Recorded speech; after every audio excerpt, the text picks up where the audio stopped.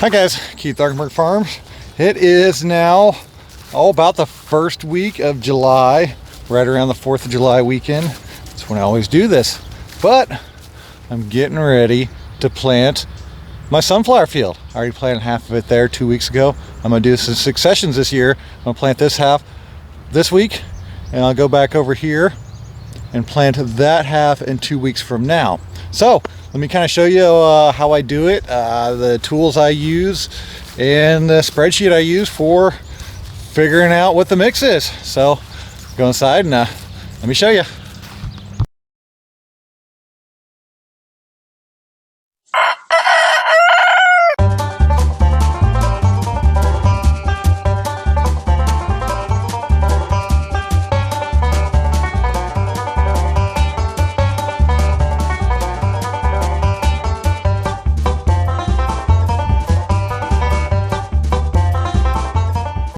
Alright, so what we have here is my cover crop spreadsheet is up on the screen here.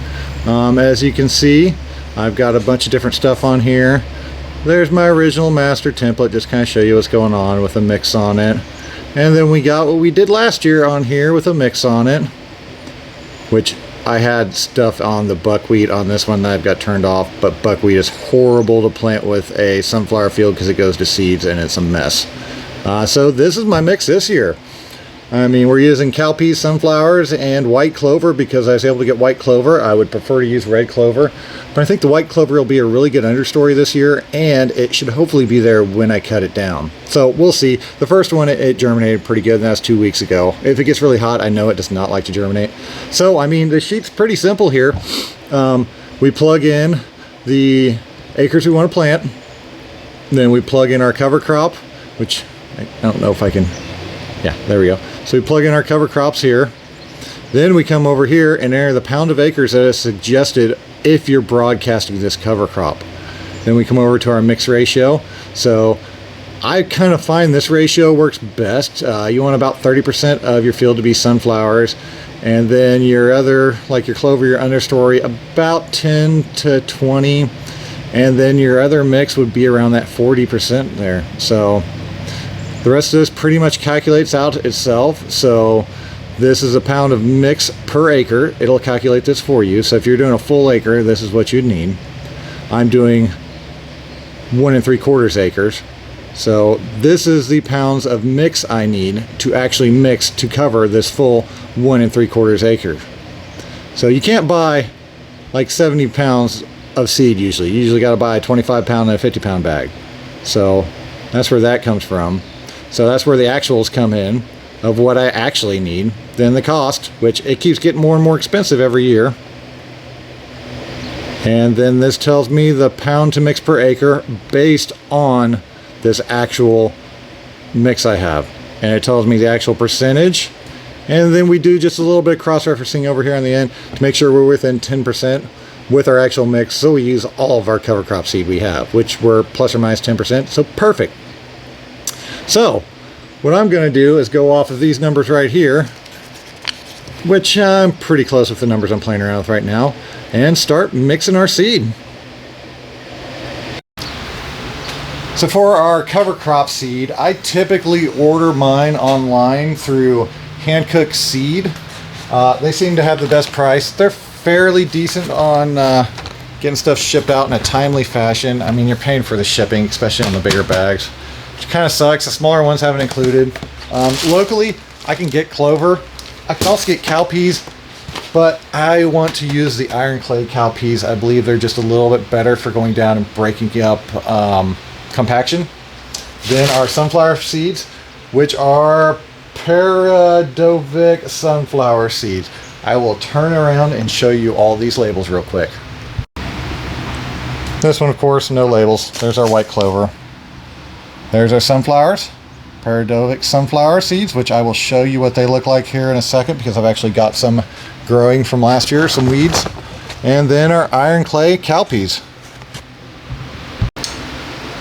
Next, we just need 5-gallon bucket, zero it out on the scale, and then we'll just start filling it. I mean, there's my recipe for half an acre, 20 pounds, 7-ish pounds, and 1.5 pounds of clover. So we'll start pouring those out, and we'll just mix directly in the bucket. We'll pour one in, we'll zero it, pour the next in, zero it, and pour the final one in. And then we've got a bucket to mix it up with.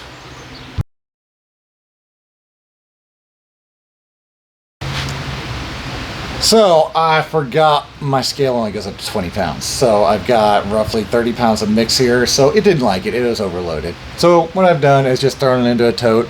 I've just had the cowpeas and the sunflowers in here. From here, I'll just mix it by hand because it's such a small amount. If I was doing more, I would throw it in the back of the cone spreader and mix it inside of there with the PTO on.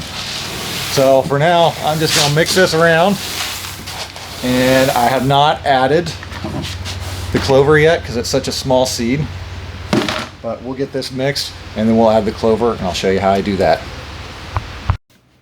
So for adding in the clover, I like to use a spray bottle with a little bit of water in it. I'm actually using a spray bottle with a mixture of water and Ultra, the Agro Ultra that I use, just because. Basically what I'm doing is just giving a little bit of moisture to the seeds so it gives something for the clover to stick to. Just add a little bit. Otherwise, it'll all go to the bottom of the hopper and come out quickly. This way, if I'm coating everything with the clover, then the clover will stay evenly distributed in our mix. Now, I'm not trying to get this soaking wet by any means. But I'm just adding a little bit of moisture to help things stick together a little bit.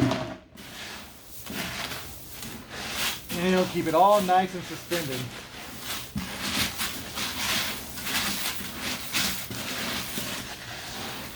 Pretty much just like that. Now we'll take this out and go put it in our cone spreader. So there's our final mix. So now, just gonna dump it into our cone spreader.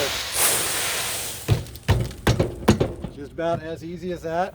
Knock the rest of the clover out of the inside of the tote, and now we're ready to spread. Let me show you the equipment we use and other options that you might have too for spreading your cover crop sunflower mix over your fields.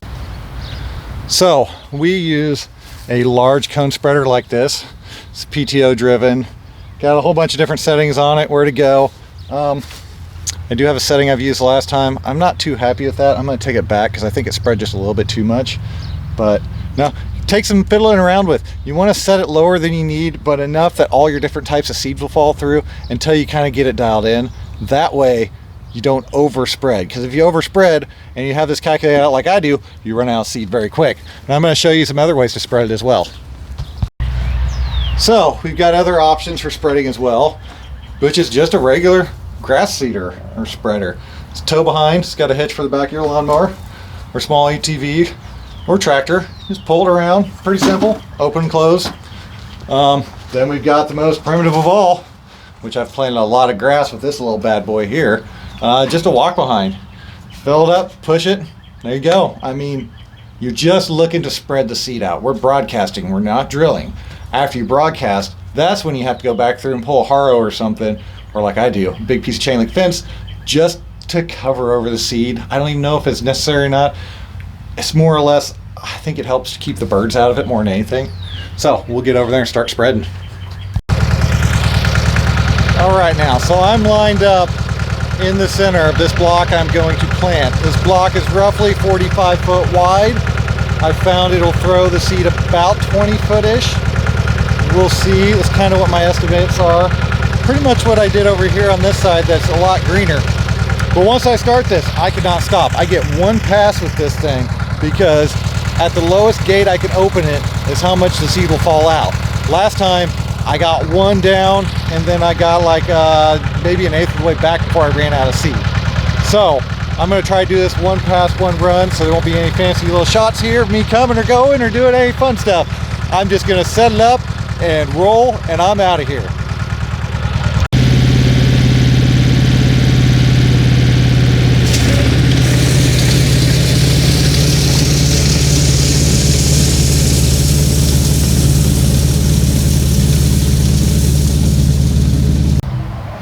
So this is my drag harrow, and it is a drag harrow by the simplest of means possible. It is simply chain off the back of the tractor, I've got a post here, which is some electrical track, chain link fence drug out behind it, and a big old piece of 4x4 that I have just held on there with a piece of rope. Turn you around and get you a little bit closer detail on. So that is it. Pretty simple. Really hard to even see, but it's just chain link fence behind this bad boy, and the 4x4 for a little bit of weight to kind of get it to flatten things out. So we'll hop on the tractor and get going and getting this thing flattened out. The trickiest part is right here. I don't want to get over into my planted stuff, so I'm gonna hold back just a little bit to be on the safe side. So it should be right about here. Now away we go. We just kick her in gear.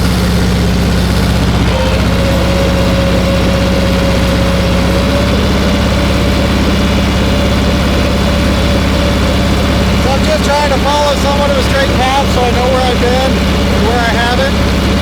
Drive over the least amount of field possible, least amount of pass as possible, and then we're done for the day. Time to go hose off because it's getting awful dusty up here already. Just like that. So it's pretty much just as simple as that. I mean, couple hours, I don't know, $100 worth of seeds, and we've got a sunflower field back there. I'm gonna try to put the cover crop calculator up on our website.